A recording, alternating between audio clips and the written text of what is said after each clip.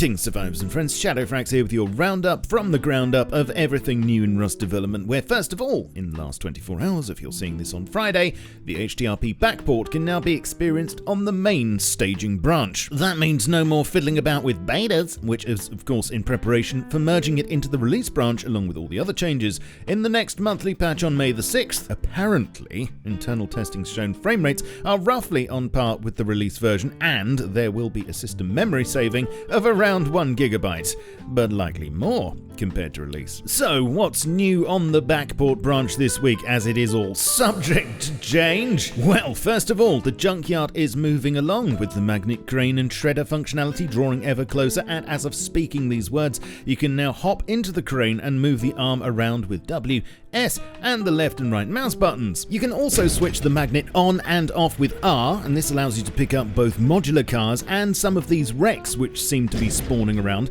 Plus, as a bonus, you can enjoy a nice magnetic shower. Ooh, fizzy. Dropping a car into the shredder is very satisfying, and although the exact nature of the goodies we'll be receiving for our recycling efforts are also subject to change, at the moment a normal junk car is yielding 50 scrap. Lovely, lovely scrap. It's also possible to drive the damn thing if you press and hold shift, which currently means being able to go anywhere with it, although that seems like way too much fun, so they'll probably stop you doing that. Maybe it would be cool to be able to steal people's cars or drive up to a base and rip the front door off though, am I right?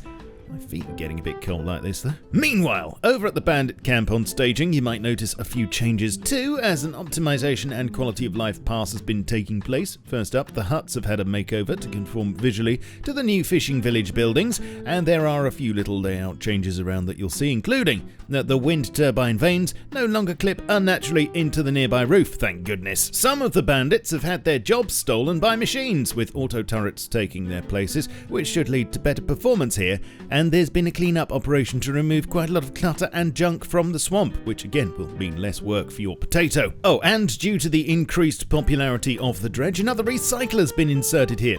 Over at the sphere tank, which is still on easy mode by the way, the CCTV cameras are working again. Here's the view from the top and the entrance, and the team are still tweaking many aspects of the world, including foliage, rocks and LODs to help it perform as well as it can on release. Also, cave spawns have been adjusted on procedural maps to reduce the number slightly, but at the same time increase the variety of systems. Talking of which, Happis Island is going away for a while. It'll no longer be possible to use the map for an unspecified amount of time, starting with this next patch. This is due to it getting the full backport treatment, which, as it's a non-procedural, will take a while longer, but we will eventually meet again. There were a load more fixes to the poker game to pin down and smother any odd eventualities that might arise, such as phantom cards being left floating if for some reason you managed to die during a game. I guess it does happen. And there have been a number of commits on a couple of branches related, it seems, to performance. Firstly, render scaling, which I believe involves rendering the game at a lower resolution and then scaling it up to fit your screen. And jib pooling, which seems to be getting applied to pretty much everything that breaks apart when destroyed, and which hopefully should lead to a nice performance boost. More on these when I get it. And with the console edition looming ever closer, the pre-order beta is now live for all who ordered the deluxe or ultimate editions. And there's a new website from 11 where you can keep track of any changes or issues the team there are working on.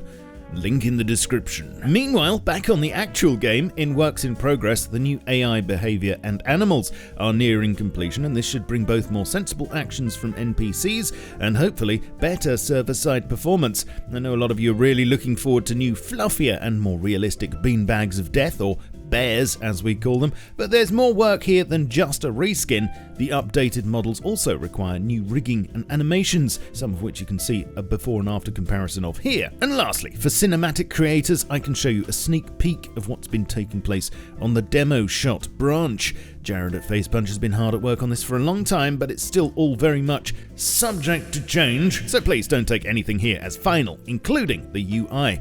In a nutshell, you'll be able to scrub a demo timeline, play, pause and skip to the beginning and end, create shots with custom names, which will allow you to capture live debug cam motion, and then play them back and see their respective time codes on the demo's timeline. As well as this, planned features include an updated UI, being able to organize your shots into folders, trim them, overdub and modify keyframes, and even render shots directly from the game. All of this is hopefully on track to be added in June's update, but make sure you subscribe to the channel and I'll try to keep you informed of any changes. Right, I think that covers most of it. Apologies if I've missed anything obvious, as I have been running around like a headless horse this week. Tune into my Twitch channel for regular streams, follow me on Twitter, Facebook, Discord, and my Steam group to stay up to date with my content, and please consider supporting the channel either via my Patreon page or by nabbing some of my merch over on Teespring. I shall catch you all very soon, but in the meantime, keep calm and stay rusty. Cheerio. This video is powered by AWDIT's producer range of workstation PCs, available now at awdit.co.uk. Ooh, fizzy.